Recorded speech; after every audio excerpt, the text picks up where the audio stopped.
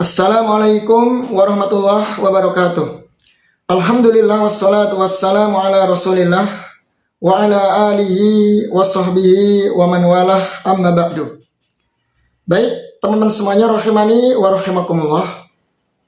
Lagi viral di media sosial, ada sebagian ustadz-ustadz salafi, dai-dai sunnah yang menyelenggarakan kajian di hotel dan berbayar.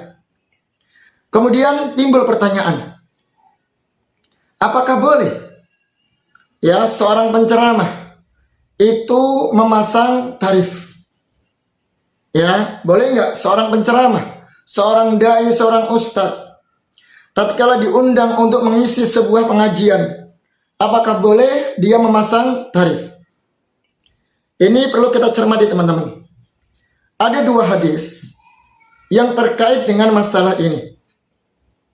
Yang pertama hadis Abu Hurairah radhiyallahu an, bahwa Rasul sallallahu alaihi wasallam bersabda, "Man ta'allama ilman mimma yubtagha bihi wajhullah la yata'allamu illa liyusiba 'aradan minad dunya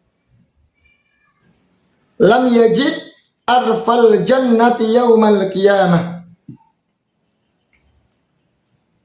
Hadis Abu Hurairah radhiyallahu an yang sangat tegas menyebutkan bahwasannya Rasul SAW bersabda, barang siapa yang mencari ilmu, yang mana ilmu itu seharusnya dicari untuk mencari wajah Allah, namun dia tidak mencari ilmu tersebut melainkan untuk mendapatkan keuntungan dari dunia, maka lam yajid arfal jannati yaumal qiyamah, maka dia tidak akan mencium wanginya bau surga nanti di hari kiamat.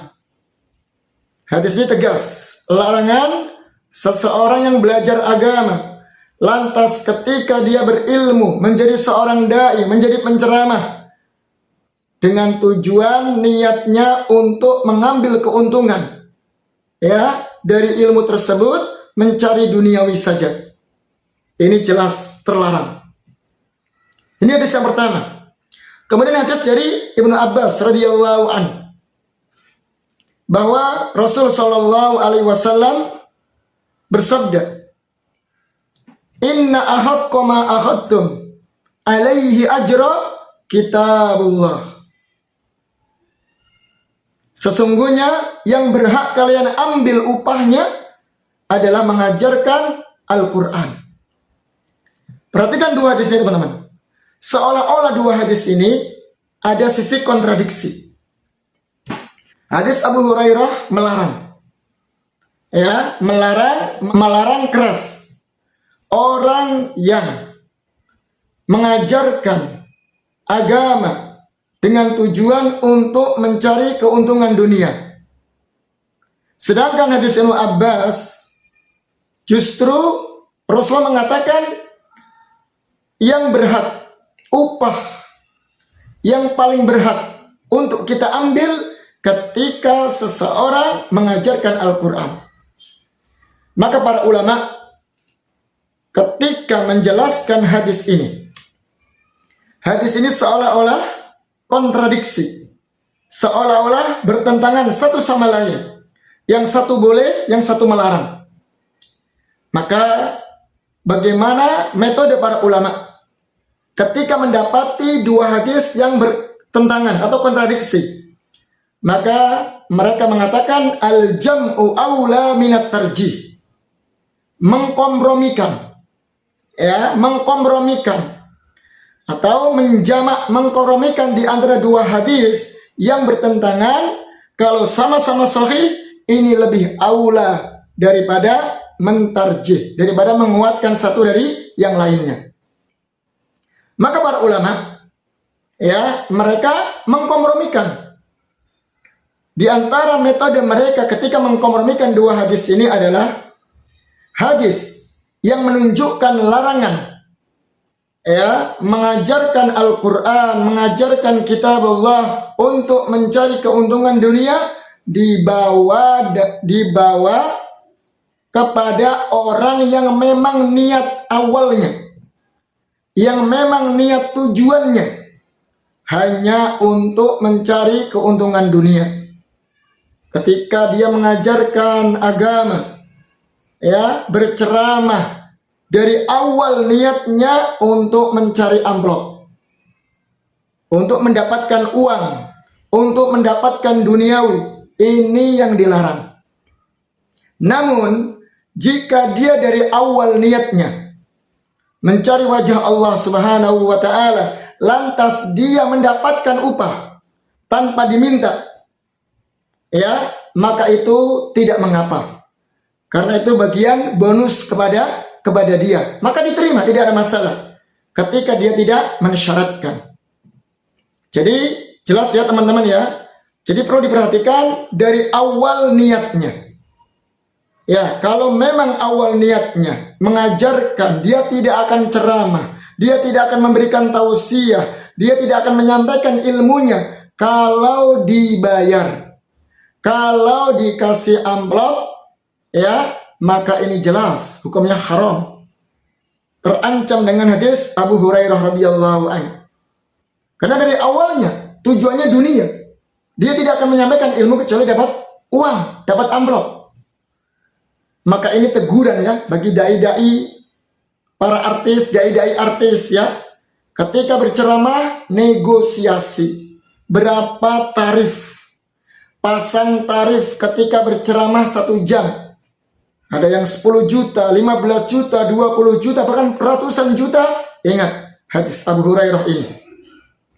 Ya, tapi kalau dia diundang berceramah tanpa mensyaratkan, tanpa negosiasi, ya, meminta upah sepeser pun, namun kemudian panitia kajian memberikan upah dengan seikhlasnya, maka dia menerima, tidak mengapa.